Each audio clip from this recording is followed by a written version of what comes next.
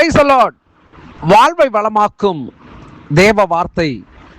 Mark எழுதின சுவிசேஷம் 13ஆம் அதிகாரம் 5ஆம் வசனம்.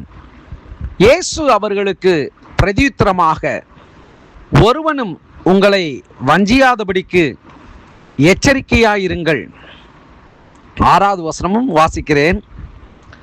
ஏனெனில் அநேகர் வந்து என் நாமத்தை கொண்டு நானே கிறிஸ்து என்று சொல்லி அநேகரை வஞ்சிப்பார்கள்.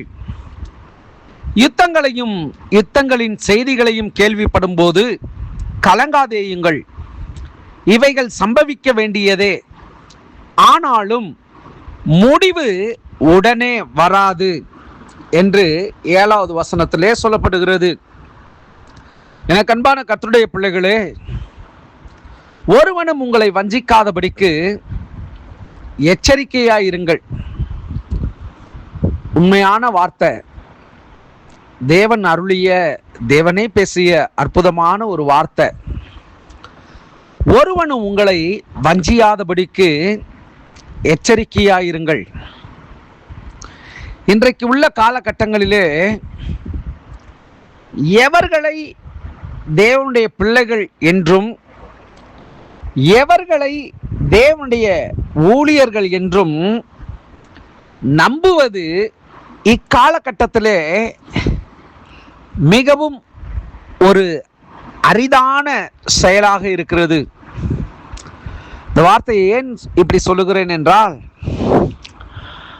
அழைப்பில்லாமல் ஒருவனாலும் நிற்க முடியாது.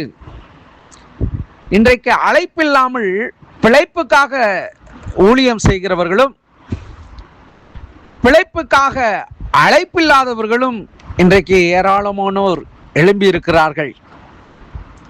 எனக்கு அன்பான கர்த்தருடைய பிள்ளைகளே, நாங்கள் வாலிப பிரயாயத்திலே கர்த்தருடைய ஊழியத்திற்காக அர்ப்பணிக்கப்பட்ட நாட்களிலே அவ்வளவு பாடுகள், அவ்வளவு உபத்திரவங்கள், அவ்வளவு போராட்டங்கள், ஊழியத்தின் பாதைகளிலே சரியான ஒரு நிலை இல்லாதபடிக்கு விசுவாசத்திலும் ஒரு கடினமான ஒரு சூழ்நிலையைப் போல கர்த்தருடைய சித்தம், கர்த்தருடைய அழைப்பு நம்மேல் இருக்கிறது என்று சொல்லி கஷ்டமான சூழ்நிலைகளை ரம்மியமாக ஏற்றுக்கொண்டு நடந்த காலங்கள் உண்டு.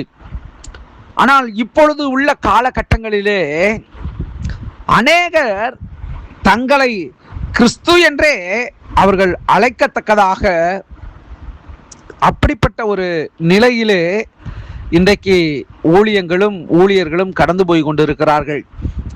இதை நான் குழப்புவதற்காகவோ அல்லது குறை கூறுவதற்காகவோ சொல்லவில்லை.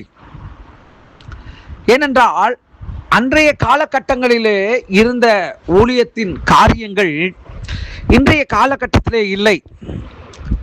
என்னடா வசனம், ஒருவரும் உங்களை வஞ்சியாதபடிக்கு எச்சரிக்கையா இருங்கள்னு சொல்லுது, ஆனால் இவர் பேசுகிறதற்கு சம்பந்தம் இல்லையே என நீங்கள் நினைக்கலாம். உண்டு, நிச்சயமாக சம்பந்தம் உண்டு. இன்றைய காலகட்டங்களிலே அநேகர் செய்கிற பெரிய தவறுகள் என்ன என்று சொன்னால், ஊழியத்தை ஒரு பார்ட் டைமாகவோ, தங்களுடைய சுயாதீனத்தை, தங்களுடைய இல்லாமையை முக்கியப்படுத்தி அது நிமித்தம் சம்பாதிக்கக்கூடிய நிலையிலே இன்றைக்கு ஏராளமானோர் இருக்கிறார்கள். நான் மறுபடியும் சொல்லுகிறேன், குறை சொல்வதற்காக அல்ல, குற்றப்படுத்துவதற்காக அல்ல, நான் நீதிமான் என்பதற்காகவும் அல்ல. இன்றைக்குள்ள காலகட்டங்களிலே ஊழியத்தின் தாகங்கள் குறைந்து போனது. ஆத்தும ஆதாயம் என்கிற ஒரு நிலை இன்றைக்கு சபைகளிலும் நம்மை சார்ந்து இருந்த சூழல்களிலும் காணப்படுவது அரிதாக இருக்கிறது. அதாவது சொல்லுவார்கள் அல்லவா, அத்திப்பூத்ததற் போல் என்று சொல்லி ஆங்காங்கே சில ஊழியங்கள் இப்படியாக நடந்து கொண்டிருக்கிறது. ஆனால் சொல்லப்பட்டிருக்கிற காரியங்களை நினைவில் வைத்துக் கொள்ளுங்கள்.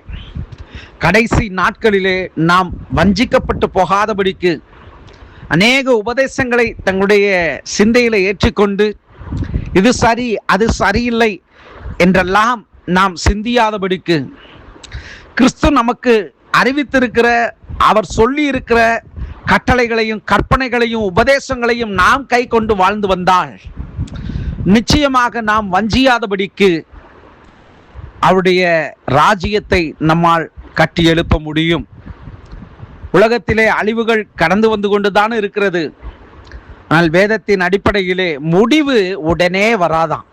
இவைகள் எல்லாம் சம்பவிக்க வேண்டியவைகளா தேவன் அருமையாய் சொல்லியிருக்கிறார். ஆகவே இந்த நாளிலே நாம் வஞ்சிக்கப்பட்டு போகாதபடிக்கு தேவனுடைய வார்த்தையை பிடித்து கொண்டு ஆண்டவராகிய இயேசு கிறிஸ்துவுக்காய் நல்ல ஒரு போர்ச்சேவகனாய் தீங்கு அனுபவிக்க நம்மை தாழ்த்த வேண்டும்.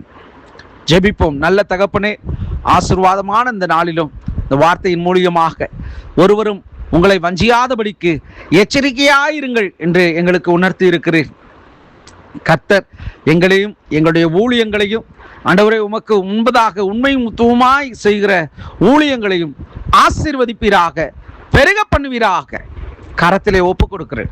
கிறிஸ்து இயேசுவின் நாமத்தில் ஜெபிக்கிறேன் எங்கள் ஜீவனுள்ள நல்ல பிதாவே. ஆமேன், ஆமேன். God bless you.